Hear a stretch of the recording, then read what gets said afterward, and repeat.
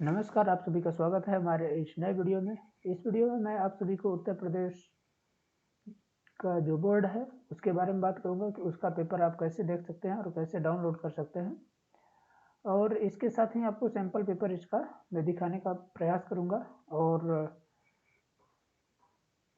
उसको बताने का भी प्रयास करूँगा कि आपका पेपर जो है ये कैसे होने वाला है, ठीक है? इसमें कौन-कौन से टॉपिक से कितने-कितने क्वेश्चन पूछे जाएँगे, पूरा विस्तृत से जानकारी दी जाएगी, तो आप लोग लास्ट तक बने रहिए। ठीक है, आज मैं लेकर के चल रहा हूँ भूगोल सब्जेक्ट का है, यानी जियोग्राफी जो है, उसके लिए एक क्लास 12 की जो है इसको पेपर है, इसको मैं दिखाऊँगा आप सभी को, तो आप लोग लास्ट तक बने रहिए। ये क्या है 2023-24 के लिए है। इसको आप मैं दिखाऊँगा कि आप कैसे जा कर के प्राप्त कर सकते हैं, लेकिन उससे पहले आप लोगों को इसके बारे में थोड़ी कुछ जानकारी दे दी जाए। देखिए, इसमें जो टाइम दिया गया है, कितना दिया गया है? 3 घंटे 15 मिनट। जो इसमें दिया गया है जो 15 मिनट, ये किस लिए है? विद्यार्थियों को मतलब जो प्रश्न पत्र है, उसको पढ़ने के लिए दिया गया है। यानी आपके 3 ही घंटे रहेंगे, लेकिन 15 मिनट पहले जो आपको बैठाया जाता है उसमें, तो आपको दिया जाएगा कि वहाँ पर आप 15 मिनट पहले आपको प्रश्न पत्र दे दिया जाएगा, जिससे आप उसको पढ़ सकें, ठीक है? अब इसमें क्या रहता है, इसमें सबसे पहले नंबर पे जो निर्देश रहेगा, सेम ऐसे ही पेपर आपका आने वाला है, ठीक है? तो आप लोग इसके माध्यम से ये देख सकेंगे कि आपका पेपर किस माध्यम से कैसे-कैसे कितने क्वेश्चन कहाँ से पूछे जाने वाले हैं। जैसे देखिए, पहला क्या है, लिखा रहेगा सभी प्रश्न मतलब सभी प्रश्न अनिवार्य हैं। सेकंड नंबर पे लिखा रहेगा प्रश्न संख्या 1 से 8 तक बहुविकल्पी हैं, यानी 8 क्वेश्चन आपके ऑब्जेक्टिव आएँगे।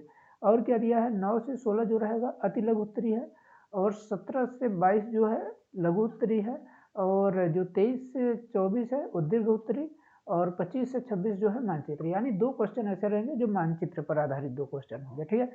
तो चलिए, सबसे पहला जो दिया गया है वो बहुविकल्पी ऑब्जेक्टिव से है। तो इसमें पूछा गया है क्वेश्चन कि मानव विकास की अवधारणा निम्नलिखित में से किस विद्वान की देन है? तो आप लोगों को पता होगा इसका क्या आंसर होगा, लेकिन आप लोग इसको ज़रूर, अगर अब बन रहा है तो आप कमेंट बॉक्स में इसका आंसर ज़रूर दीजिएगा। प्रोफेसर अमर्त्य सेन, डॉक्टर महबूब उल हक या फिर एल.एन.सी. सैम्पुल और रैटजेल, ठीक है? तो इसका आंसर क्या होगा, आप लोग बताइएगा कमेंट में। निम्नलिखित देशों में से किस देश में सहकारी कृषि का सफल परीक्षण किया गया है? अब सहकारी फसल, अगर आप लोग जानते होंगे सहकारी फसल क्या होती है, सहकारी कृषि क्या होती है, तो आप लोग इसका आंसर दे सकते हैं। सफल परीक्षण किस देश में इसका किया गया है? तो इसमें ऑप्शन क्या दिया गया है? रूस, डेनमार्क, भारत और नीदरलैंड।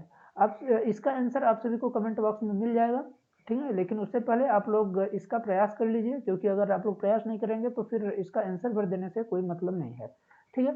तो आप लोग इसका प्रयास भरसक करने का प्रयास कीजिएगा। इसका जो है आंसर वो एक दिन बाद आपके कमेंट बॉक्स में मिल जाएगा।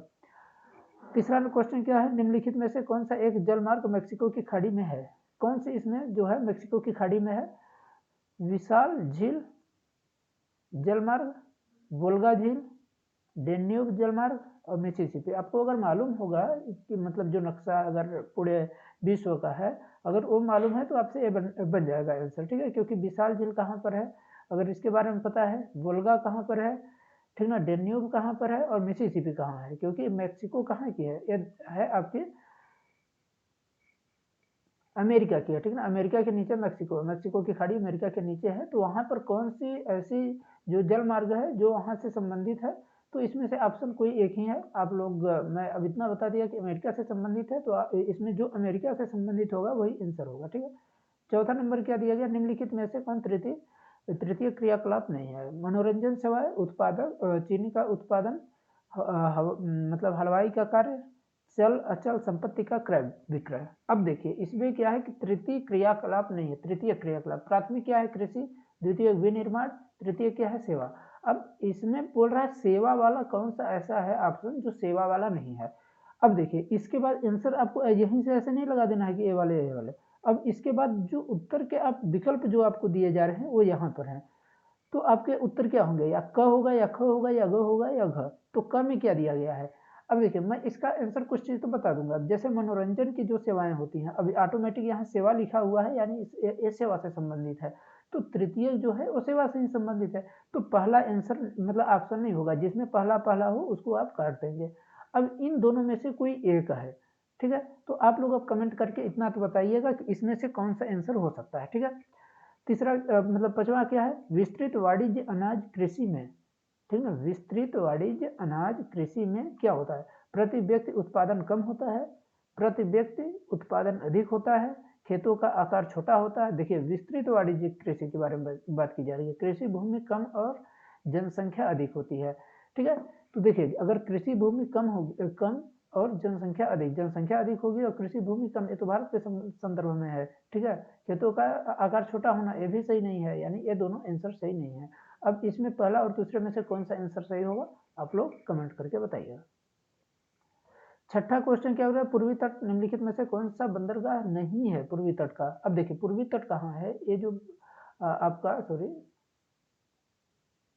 ये जो है, तो यहाँ ये वाला जो है ये पूर्वी तट है और एक यहाँ पश्चिमी तट है। ये जो भारत का नक्शा देखेंगे नीचे वाला पार्ट जो है, तो ये पश्चिमी तट है और एक क्या है, पूर्वी तट।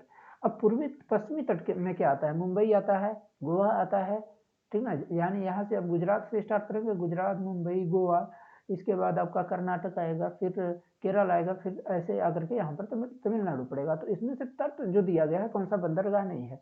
अब देखिए तो जो अब इसमें ये पश्चिमी तट के हो गए, अब पूर्वी तट के कौन से हैं, अगर आपको मान लीजिए पूर्वी तट के नहीं भी मालूम है तो पश्चिमी तट अगर मालूम है तो आपका आंसर बन जाएगा, ठीक है। जैसे देखिए मुंबई मारमा गोवा, अब मारमा गोवा जो है तो गोवा से संबंधित है और मुंबई जो है मुंबई से संबंधित है, यानी ये पश्चिमी है। तो इसमें से कौन सा नहीं है पूर्वी तट में, तो पश्चिमी तट पे जो आंसर होगा वही आंसर होगा, यानी इसका आंसर का नंबर होगा, ठीक है। मैं इसका आंसर बता दिया हूँ, लेकिन आप लोग अपने से प्रयास जरूर कीजिएगा। और अन्य क्वेश्चन, निम्नलिखित में से किस स्थान पर पहला परमाणु ऊर्जा स्टेशन स्थापित किया गया है, किसमें स्थापित किया गया है, कलपक्कम में, नरोरा, महाराणा प्रताप सागर, तारापुर। इसका आंसर क्या होगा, तारापुर होगा। क्या कहाँ पर, तारापुर कहाँ है, महाराष्ट्र में है, ठीक है। तो आप लोग एक बार प्रयास कीजिएगा, मैं कुछ का आंसर बता दे रहा हूँ जिससे आप लोग डिमोटिवेट ना हो। अगर आप लोगों से नहीं बन रहा है, बहुत बहुत कठिन नहीं है, लेकिन कुछ कुछ क्वेश्चन अच्छे लेवल के बनाए गए हैं। मतलब नीचे कथन के कारण दिए गए हैं, सही विकल्प चुन करके आपको लिखना है। कथन में क्या दिया गया है, धान, गेहूं, आम और दलहन की खेती के लिए जड़ और मिट्टी उपयोगी है। अब देखिए धान, गेहूं, आम और दलहन, अब अगर इसमें से आप धान और गेहूं की बात करेंगे तो एक खाद्य फसल हो गई, और दलहन भी है तो एक खाद्य फसल, मतलब खाने वाली फसल के रूप में आप मान सकते हैं इसको, ठीक ना। लेकिन आम क्या है, आम तो फल है, और इसमें क्या किया गया, दलहन की फसल के लिए जलोढ़ मिट्टी। अब जलोढ़ मिट्टी में कौन कौन सी आपकी जो क्या क्या उपजाया जाता है जलोढ़ मिट्टी में, अगर इसको आपको मालूम है तो यहाँ पर इसका आंसर आपको पता हो जाएगा। अब देखिए एक कथन है और कारण क्या है, इसका कारण, ये तो कथन हो गया कि एक कथन सही है, ठीक है। इसके जलोढ़ मिट्टी अधिक नमी मतलब जलोढ़ मिट्टी अधिक नमी के लिए प्रसिद्ध है। अब देखिए जलोढ़ मिट्टी जो होती है वो मतलब नदियों द्वारा बहाकर लाई गई मिट्टी होती है, ठीक है। तो वो क्या होता है, अधिक नमी उसमें होती है कि नहीं, तो इसको बताना है आपको कि मतलब कथन सही है, कारक सही है, कथन एवं कारक दोनों सही है। कथन और कथन जो कारक कथन की उचित व्याख्या करता है, कथन और कारक दोनों सही है, परंतु कथन कारक की सही व्याख्या नहीं करती है, ठीक है। तो आप लोग इसमें से अपना दे सकते हैं, आंसर क्या होगा, आप लोग सोचिएगा इसके बारे में और फिर इसका उत्तर दीजिएगा। अब देखिए अति लघु उत्तरीय प्रश्न किस तरीके के आने वाले हैं, दो दो नंबर के आपके प्रश्न होने वाले हैं, ठीक है। अब देखिए जो रेट जेल के शब्दों में मानव भूगोल की परिभाषा आपको देना है इसमें। इसके बाद क्या दिया गया है, जनगणनांकी संक्रमण सिद्धांत का उपयोग क्यों किया जाता है, मानव विकास के 4 प्रमुख घटक बताना है आपको, ठीक है। मानव विकास के 4 प्रमुख घटक, 4 घटक जो हैं तो उनको आपको बताना है यहाँ पर, बस उनका नाम भर आपको लिख देना हो गया, नाम लिखना है इसमें, ठीक है।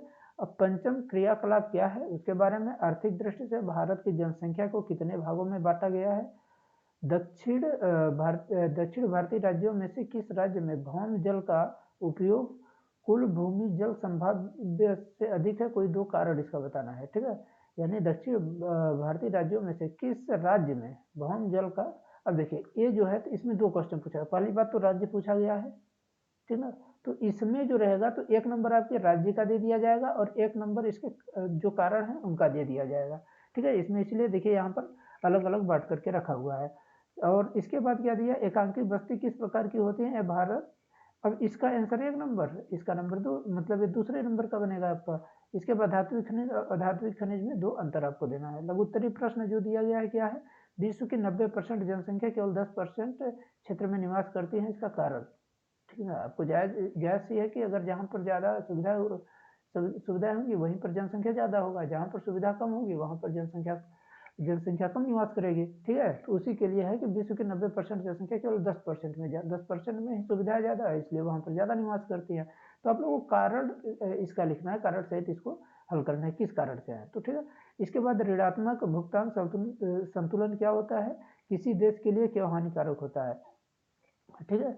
अब जो बाजारी सब्जी कृषि नगरीय क्षेत्रों के समीप क्यों की जाती है। अब नगरीय क्षेत्र में क्योंकि उपभोक्ता ज़्यादा वहाँ पर है इसलिए की जाती है। आप लोग अपने हिसाब से, क्योंकि वो बाजार में बिक्री के लिए होती हैं, तो नगर के आप अगर पास नहीं करेंगे, नगर के पास जो रहेगा वहाँ पर रोड की सुविधा है, सारी चीज़ की व्यवस्था है, इसलिए वहाँ पर की जाती है। अब अनावड़ी जल की उपलब्धता को सुधार हेतु 4 विधियाँ आपको बताना है। इसमें क्या है कि ऊर्जा के अपरंपरागत स्रोत कौन से हैं, किन्हीं 2 विषय में लिखिए, किन्हीं 2 के विषय में आपको लिखना है, ठीक है। किन्हीं 2 के विषय में आपको लिखना है। अपरंपरागत स्रोत क्या है, परंपरागत स्रोत क्या है, ये ऊर्जा से संबंधित है, ठीक है। यानी आप बता सकते हैं कौन सा इसमें स्रोत है, कौन सा नहीं है। अगर आपको पता है कि अपरंपरागत कौन से स्रोत हैं तो उनके बारे में आप लिख सकते हैं, ठीक है। अब किन्हीं 2 के बारे में इसमें लिखना है, 2-2 नंबर के किन्हीं 2 के बारे में। अगर 1 के बारे में लिखते हैं तो 1 नंबर, 2 के बारे में 2 number.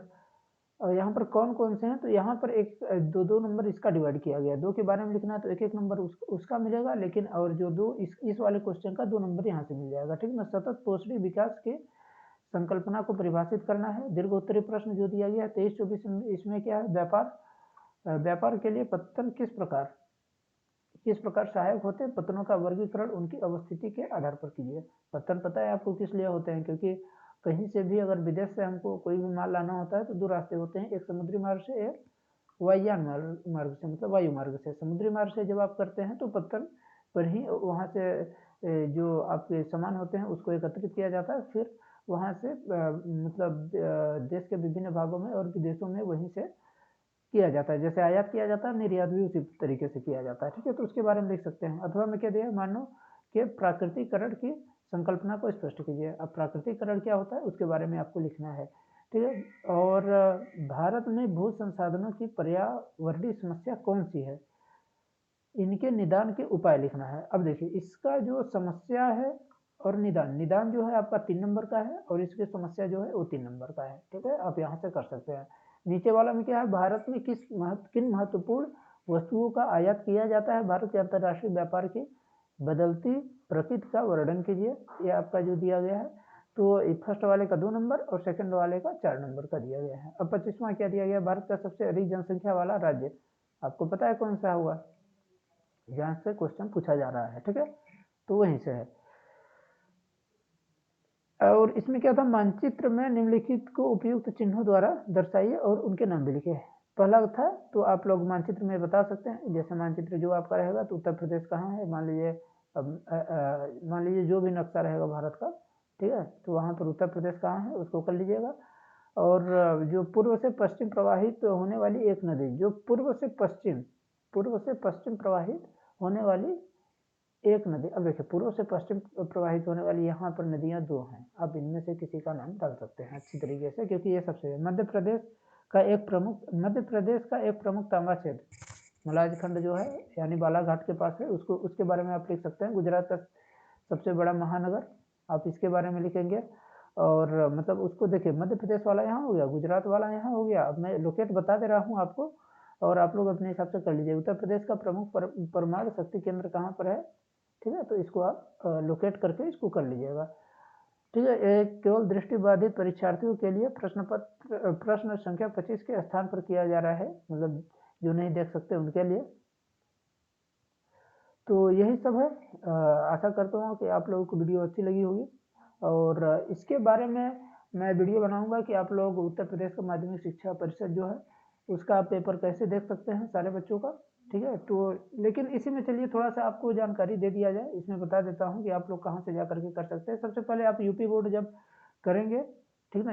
Uttar Pradesh UP board भर आप डाल दीजिएगा, वहाँ पर सबसे ऊपर इसकी ऑफ़िशियल वेबसाइट मिलेगी और वहाँ पर जो इसमें क्योंकि नहीं दिख पा रहा है, छोटा वो लिया गया है, तो इसमें देखिए ये जो पहचान दिया गया है, ये ऑफ़िशियल वेबसाइट है इसकी, पहचान पर नहीं जाना है, ऑफ़िशियल वेबसाइट पर जब जाएँगे आप, तो यहाँ पर पाठ्यक्रम 2023-24 के बारे में दिया गया है और मॉडल पेपर है। मॉडल पेपर पर आपको मतलब क्लिक करना है, मॉडल पेपर पर आप क्लिक करके इसको डाउनलोड कर सकते हैं, ठीक है?